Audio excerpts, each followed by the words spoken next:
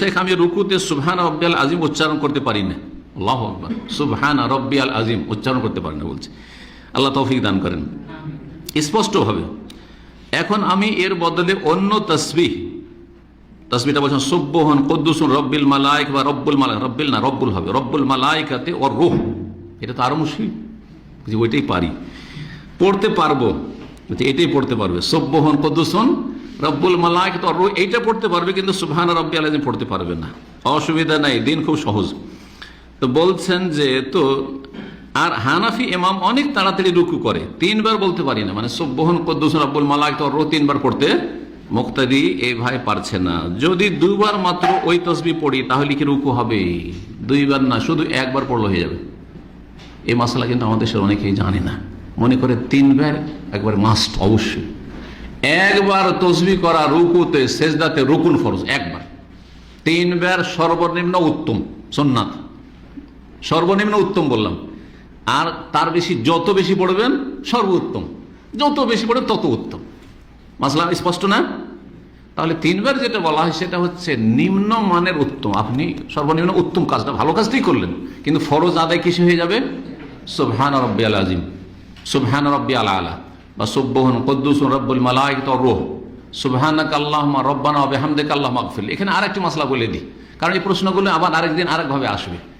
আচ্ছা, এই যে বিভিন্ন দোয়াগুলি রুকু সেজদাতে আছে বা তসবিহগুলি আছে, সেগুলির যে কোনো একটা পড়লেই হবে, না আগে সুবহান রাব্বিয়াল আযীম সুবহান রাব্বিয়াল আলা রুকু সেজদাতে পড়তে হবে আর তারপর অন্যগুলো পড়তে হবে? কি জানা আছে আপনাদের? একদল বলছেন যে আগে সুবহান রাব্বিয়াল আযীম কমপক্ষে একবার পড়তে হবে, আগে সুবহান রাব্বিয়াল আলা সেজদাতে একবার কমপক্ষে পড়তে হবে। এটা বেশ কিছু ফুকাহাদের মত, কিন্তু এই মতটি ঠিক নয়, এই মতটি ঠিক নয়। তারা বলছেন একবার সুবহান রাব্বিয়াল আযীম পড়ে তারপরে অন্যগুলো পড়েন, সুবহান কুদ্দুসুন পড়েন, অথবা সুবহানাকা আল্লাহুম্মা রব্বানা ওয়া বিহামদিকা আল্লাহুম্মা আগফির পড়েন, এগুলো পড়েন। কিন্তু মতটি ঠিক না। তাহলে সঠিক মত কোনটি? নবী করিম সাল্লাল্লাহু আলাইহি ওয়াসাল্লামের সুন্নাহ হচ্ছে কখনো এটা পড়া, কখনো ওইটা পড়া, কখনো সুবহান রাব্বিয়াল আযীম সুবহান রাব্বিয়াল আলা, কখনো সুবহান কুদ্দুস রব্বুল মালায়েকাতি ওর রূহ, কখনো সুবহানাকা আল্লাহুম্মা রব্বানা ওয়া বিহামদিকা আল্লাহুম্মা আগফির। শেষ জীবনে নবী করিম সাল্লাল্লাহু আলাইহি ওয়াসাল্লাম বেশি বেশি কোনটা পড়তেন? সুবহানাকা আল্লাহুম্মা রব্বানা ওয়া বিহামদিকা আল্লাহুম্মা আগফির। সূরা ইযা জা নাসরুল্লাহি ওয়াল ফাতহু ওয়া রাআইতান নাস ইয়াদখুলুনা ফি দীনিল্লাহি ফাসাব্বিহ বিহামদি রাব্বিকা ওয়াস্তাগফিরু। এই আয়াত নাযিলের পরে কানা ইয়াতাআউয়াল কুরআন, আয়েশা রাদিয়াল্লাহু তাআলা বলেছেন, সহিহ বুখারী সহিহ মুসলিম হাদিস, যে নবী সাল্লাল্লাহু আলাইহি ওয়াসাল্লাম কোরআনের বাস্তবায়ন করতেন। আর সূরা ইযা জা নাসরুল্লাহ শেষ দিকে নাযিল হয়েছে, মক্কা বিজয়ের পরে নাযিল হয়েছে বা সেই সময় নাযিল হয়েছে। তাহলে আগের সালাতগুলিতে সুবহান রাব্বিয়াল আযীম সুবহান রাব্বিয়াল আলা পড়তেন, সুবহান কুদ্দুস রব্বুল মালায়েকাতি ওর রূহ কখনো কখনো পড়তেন, কিন্তু শেষ জীবনে বেশিরভাগ এইটাই পড়েছেন বা নিয়মিত এটা পড়েছেন। সুতরাং এটি হচ্ছে বেশি উত্তম। আহলে হাদিস ওলামারা, আহলে হাদিস জনগণ ভারত, বাংলাদেশ, পাকিস্তানে সুবহানাকা আল্লাহুম্মা রব্বানা ওয়া বিহামদিকা আল্লাহুম্মা আগফির এটা পড়ে।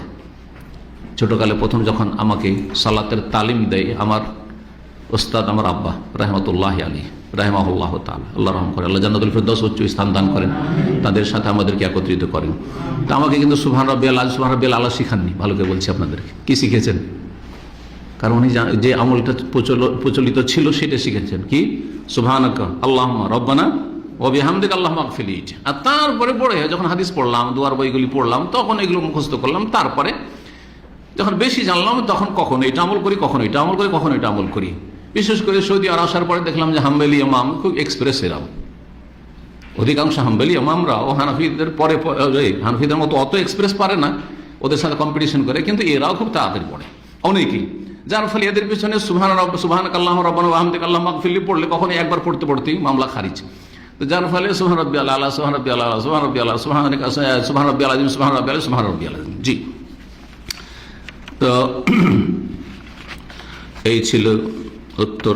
তো উত্তর হয়ে গেছে আশা করি। একবার পড়া যথেষ্ট ইনশাআল্লাহ, কিন্তু চেষ্টা করবেন বেশি পড়ার, এবং ইমামকে একটু পরামর্শ দিবেন, ইমামকে সালাম দোয়া করে তাকে পরামর্শ দেবেন যে ইমাম সাহেব যদি একটু লম্বা করেন তাহলে আমরা একটু তাসবিহ দোয়াগুলি একটু বেশি ভালো করে পড়তে পারি।